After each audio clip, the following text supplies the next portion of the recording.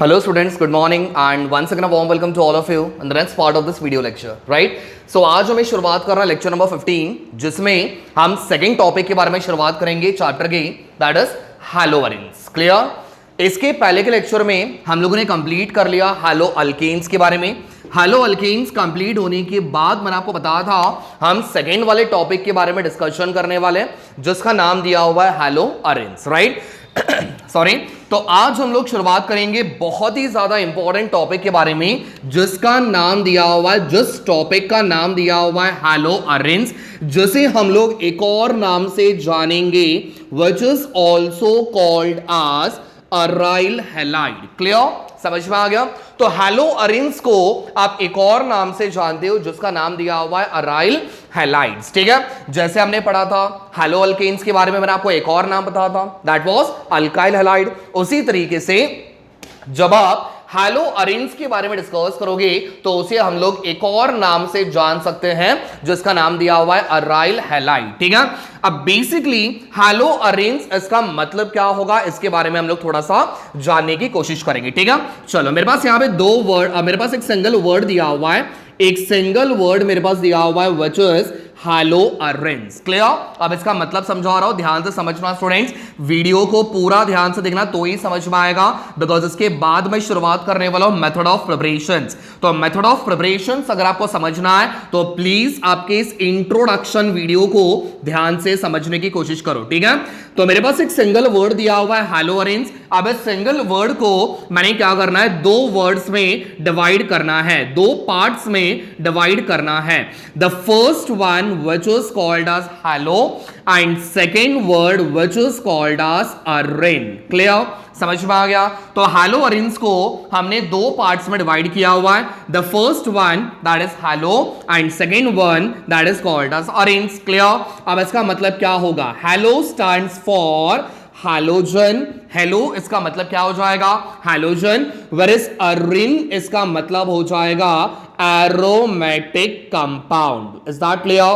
तो अरेंस इसका मतलब हो जाएगा aromatic compound. Clear?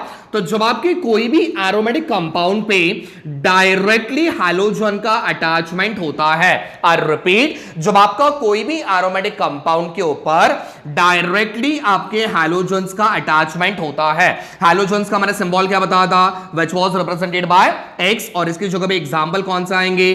So chlorine, bromine, iodine, fluorine. Correct है? तो अगर आपके एरोमेटिक कंपाउंड के ऊपर डायरेक्ट आपका हैलोजन्स का अटैचमेंट होता है, भले ही वो एक होने दो या फिर एक से ज्यादा हैलोजन्स प्रेजेंट होने दो, that doesn't creates any matter, but अगर आपका डायरेक्ट अटैचमेंट होता है तो आप उसे क्या कहोगे?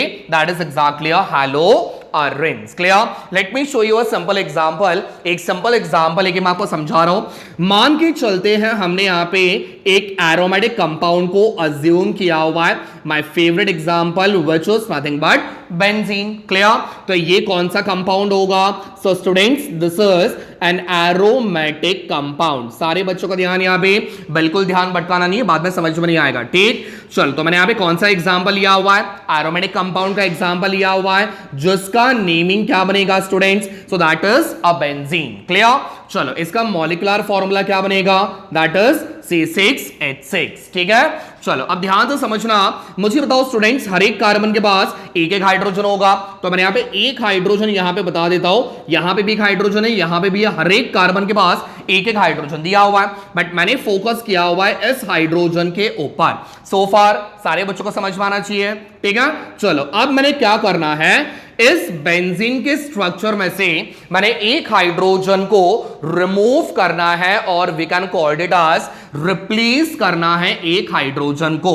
आई रिपीट, मेरे पास यहां पे 6 हाइड्रोजन दिया हुआ है, मैंने सिर्फ एक हाइड्रोजन को रिप्लेस किया तो मेरा स्ट्रक्चर यहां पे बन जाएगा समथिंग लाइक दिस। करेक्ट है? बाकी पूरा स्ट्रक्चर सेम रहेगा, बस यहां पे एक हाइड्रोजन था, वो हाइड्रोजन चला गया, बाकी सबके पास हाइड्रोजन दिया हुआ है। करेक्ट है? अब इसका मॉलिक्यूलर फॉर्मूला स्टूडेंट्स क्या बनेगा?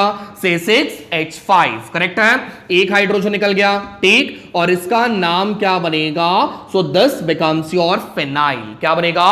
फिनाइल। क्लियर? तो एरोमेटिक कंपाउंड में से मैंने एक हाइड्रोजन को रिप्लेस किया। Now this compound is called as aryl group. आप इसे क्या कहोगे? This is exactly a aryl group. तो जैसे आप अल्केन में से एक हाइड्रोजन रिमूव करके आप उसे अल्काइल बोलते थे, उसी तरीके से जब आप एरोमेटिक कंपाउंड में से एक हाइड्रोजन रिप्लेस करते हो तो आप उसे क्या कहोगे? That is aryl group. ठीक है, चलो अब जहां से आपने हाइड्रोजन निकाला हुआ है उसकी जगह पे एक हाइड्रोजन को अटैच कर दो, तो मेरे पास यहां पे स्ट्रक्चर बनेगा। सबसे पहले ये बन जाएगा हमारे पास अराइल ग्रुप, ये बन जाएगा अराइल ग्रुप, और इसके ऊपर हमने अटैच किया हुआ है एक डायरेक्ट हाइड्रोजन को अटैचमेंट किया हुआ है। क्लियर? तो इस अराइल ग्रुप के ऊपर हमने डायरेक्टली एक हाइड्रोजन को अटैच किया। So this compound is exactly what we called as aryl halide. क्या कहोगे? This is aryl halide. Clear? And of course this can be also called as haloarenes। Clear? समझ में आ गया? So that was about the introduction for haloarenes। ठीक है, तो देखो डेफिनेशन क्या बोलता है। जब आपकी एरोमेटिक कंपाउंड के ऊपर what example we have taken, तो we have taken a benzene. Clear? So aromatic compound के ऊपर डायरेक्ट अटैचमेंट होना चाहिए। I repeat, very important term, direct attachment होना चाहिए किस चीज का? सो हैलोजन ग्रुप का। So this is exactly what we called as haloarene। So far समझ में आ गया? चलो अच्छा, कभी कभार क्या होता है, इसका फटाफट एक स्क्रीनशॉट निकाल लो, ध्यान से ये बुक में कॉपी कर लो, बिकॉज एक और एग्जांपल मैं आपको बताने वाला हूं। ठीक है, सो फार यहां तक सारे बच्चों को समझ में आना चाहिए हैलोरेन्स क्या होता है, और उसी चीज को हम लोग क्या बोलेंगे? अराइल हैलाइड के नाम से भी हम उसको जानेंगे। ठीक है, अच्छा कभी अगर मेरे पास एग्जाम्पल ये वाला आ गया, ठीक है, मैं आपको एक एग्जाम्पल यहां पे देके बता रहा हूं, and you have to guess whether the compound is haloarenes or not। Clear? तो suppose we have taken an example of a benzene. Okay, तो मैंने यहां पे एक बेंजीन का एग्जांपल लिया हुआ है, इसके ऊपर मैंने लगा दिया CH2 and again we have Cl। ठीक, तो मैंने एक एग्जांपल लिया हुआ है, again will be having one more. You have to predict, students, you have to predict whether the given compound is haloarenes or not। Clear? तो यहां पे मैंने लगा दिया C2H5 and again we have C2H5, sorry, यहां पे मैंने लगा दिया CH2 and again we have Cl। ठीक, समझ में आ गया? तो मैंने यहां पे दो एग्जांपल दिए हुए हैं, अब आपको प्रेडिक्ट करना है whether the given example is haloarenes or not। Clear? चलो पहले वाले एग्जांपल में चेक करना, मेरे पास बेंजीन दिया हुआ है which is an aromatic compound, of course correct है। मेरे पास यहां पे क्लोरीन भी दिया हुआ है which is an example of a halogen। ठीक, बट मुझे बताना ये हैलोजन डायरेक्ट आपकी इस बेंजीन को कनेक्टेड है क्या? सो नहीं, करेक्ट है, सो आंसर इज नो। तो इसका मतलब क्या हुआ, ये Cl इस बेंजीन को डायरेक्ट अटैचमेंट नहीं होने की वजह से ये आपका हैलोरेन्स का एग्जांपल नहीं होगा। ये कहां पे अटैच है? ये कार्बन के साइड चेन पे अटैच्ड है, करेक्ट है, तो ये आपका हैलोरेन्स का एग्जांपल नहीं होगा। सिमिलर यहां पे भी ये बन जाएगा आपका बेंजीन, यहां पे आपका दिया हुआ है Cl, अगेन आपका Cl साइड कार्बन पे present, that is side chain पे आपका प्रेजेंट, तो ये भी आपका हैलोरेन्स का एग्जांपल नहीं होगा। तो डेफिनेशन में एक चीज याद रखना, डायरेक्ट अटैचमेंट होगा तो ही आप लोग उसको हैलोअरेन्स के नाम से जान सकते हो। ठीक है, लेट्स हैव सम एग्जांपल। कुछ एग्जांपल्स यहां पे बता रहा हूं एंड साइमल्टेनियसली उसका नेमिंग्स भी मैं आपको क्लियर करा रहा हूं। ठीक है, तो let's have an example of a benzene. मैंने यहां पे एक बेंजीन निकाला हुआ है, स्टूडेंट्स सारे बच्चों को ध्यान, यहां पे आ गया Cl। ठीक है, यहां पे मैंने एक और बेंजीन रिंग निकाला हुआ है, again will be having one Br and at this carbon will be having one more। ठीक है, अब इसका नेमिंग कैसे बनेगा? सबसे पहले चेक करना स्टूडेंट्स, ये वाला आपका हैलोरेन्स है या नहीं? ऑफ कोर्स है, करेक्ट है। बेंजीन डायरेक्टली अटैच क्लोरीन के साथ, बेंजीन डायरेक्टली अटैच Br के साथ, करेक्ट है। चलो अब इसका नेमिंग क्या बनेगा? तो Cl stands for chloro and नीचे आपको दिया हुआ है a longest chain which is called as benzene, तो इसका नाम बन जाएगा क्लोरो बेंजीन। सिमिलरली इसका भी नेमिंग कैसे करेंगे?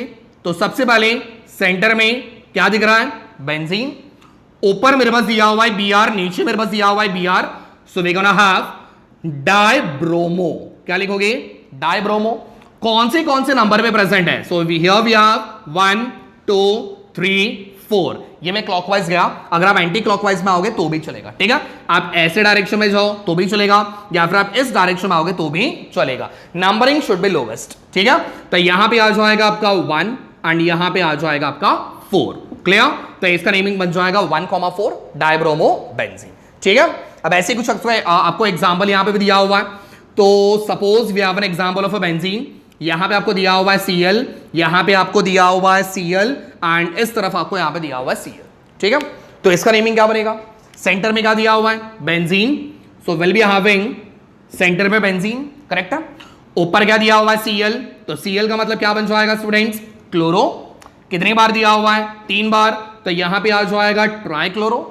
कौन से कार्बन में दिया हुआ है? आइदर क्लॉकवाइज और एंटी क्लॉकवाइज, ठीक है। तो 1, 3 एंड 5, क्लियर। तो यहां पे बन जाएगा 1, 3 एंड 5, ठीक है।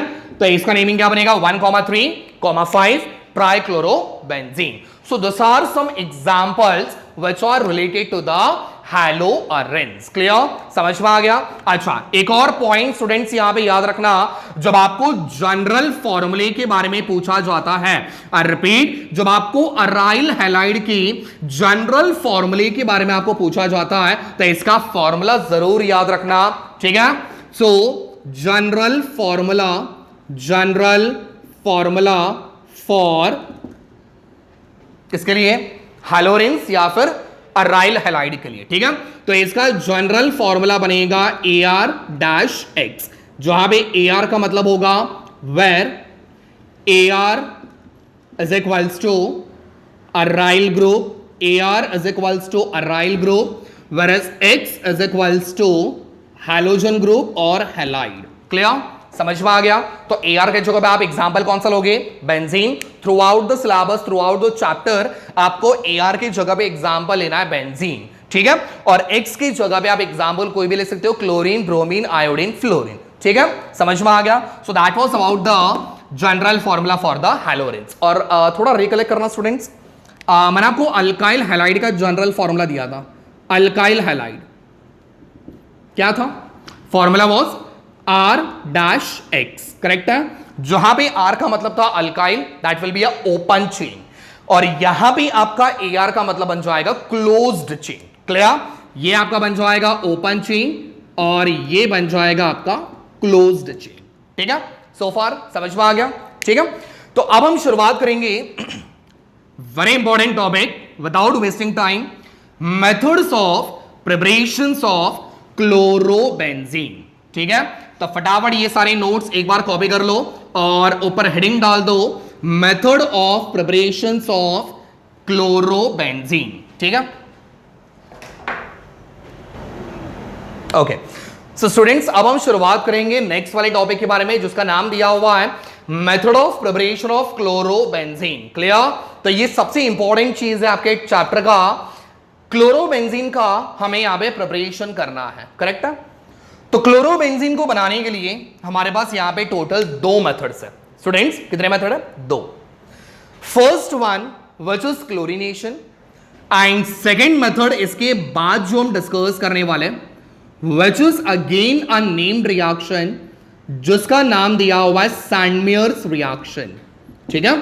तो Sandmeyer was the name of the scientist जिन्होंने आपको इस रिएक्शन के बारे में बताया था। Just because of that generally उस रिएक्शन को हम लोग जानते हैं सैंडमेयर रिएक्शन के नाम से, ठीक है। सबसे बड़ी चीज स्टूडेंट्स याद रखो, हमें यहां पे प्रिपरेशन किसका बोला हुआ है? क्लोरोबेंजीन, करेक्ट है। तो हमें यहां पे क्लोरोबेंजीन बनने तक आपको ये रिएक्शन सॉल्व करना होता है, ठीक है। क्लोरोबेंजीन का स्ट्रक्चर कैसे बनेगा? तो सबसे पहले आप क्या करोगे? बेंजीन का स्ट्रक्चर निकालोगे और इसके यहां पे आपका एक Cl अटैच करोगे, करेक्ट है। So this is exactly a chlorobenzene, ठीक है। अब इस चीज का हमें क्या करना है? प्रिपरेशन करना है। तो प्रिपरेशन करने के लिए हमारे पास 2 मेथड है। पहला मेथड क्या दिया हुआ है? क्लोरीनेशन। क्लोरीनेशन बोला मतलब chlorination is nothing but reaction और एडिशन ऑफ क्लोरीन। क्लियर? तो रिएक्शन विथ क्लोरीन, तो ये बन जाएगा आपका क्लोरीनेशन, करेक्ट है। चलो अब यहां पे रिएक्शन सॉल्व करते हैं। सबसे पहले शुरुआत करेंगे बेंजीन, उठा लो पहले बेंजीन, ठीक है। रिएक्शन करने बोला हुआ है chlorination, that is reaction with the chlorine. Chlorine सारे बच्चों को पता है डायटोमिक स्टेट में होता है। Reaction should be carried in presence of a catalyst which is called as FeCl3।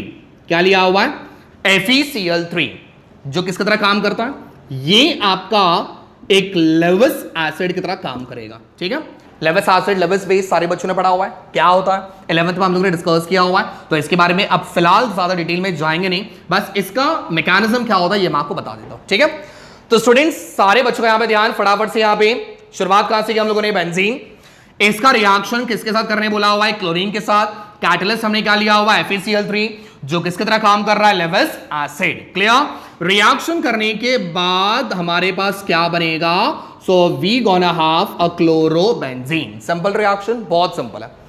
Reaction देखने में तो बहुत सिंपल है, लेकिन इसके अंदर का जो मैकेनिज्म है ना, वो मैकेनिज्म थोड़ा सा बहुत सारे बच्चों को डिफिकल्ट लगेगा। ठीक है, तो ध्यान से समझना। शुरुआत करेंगे बेंजीन, तो मेरे पास यहां पे आ गया बेंजीन रिंग, बना लिया हम लोगों ने बेंजीन रिंग। ठीक है, बेंजीन के हर एक कार्बन पे एक एक हाइड्रोजन होगा, मान के चलते हैं मैंने एक हाइड्रोजन यहां पे बता दिया। ठीक है, so this compound is exactly what we called as a benzene ring. Clear, now reaction किसके साथ करना है, क्लोरीन के साथ, तो क्लोरीन का फॉर्मूला बन जाएगा Cl2। ठीक है, या फिर आप इसको स्प्लिट करके इस तरीके से लिखोगे तो भी चलेगा। करेक्ट है, reaction should be carried in presence of FeCl3 which is going to act as a Lewis acid। Correct है, रिएक्शन करने के बाद now what is going to happen, तो यहां भी आपका बॉन्ड का ब्रेकिंग होगा, बॉन्ड ब्रेक होगा, सिंपल रिएक्शन पहले बता रहा हूं, बॉन्ड ब्रेक होगा, यहां से आपका एक हाइड्रोजन निकलेगा, यहां से आपका एक Cl निकलेगा, दोनों चीजें मिलकर बनाएंगे यहां पे एक by product which is HCl। Correct है, समझ में आ गया।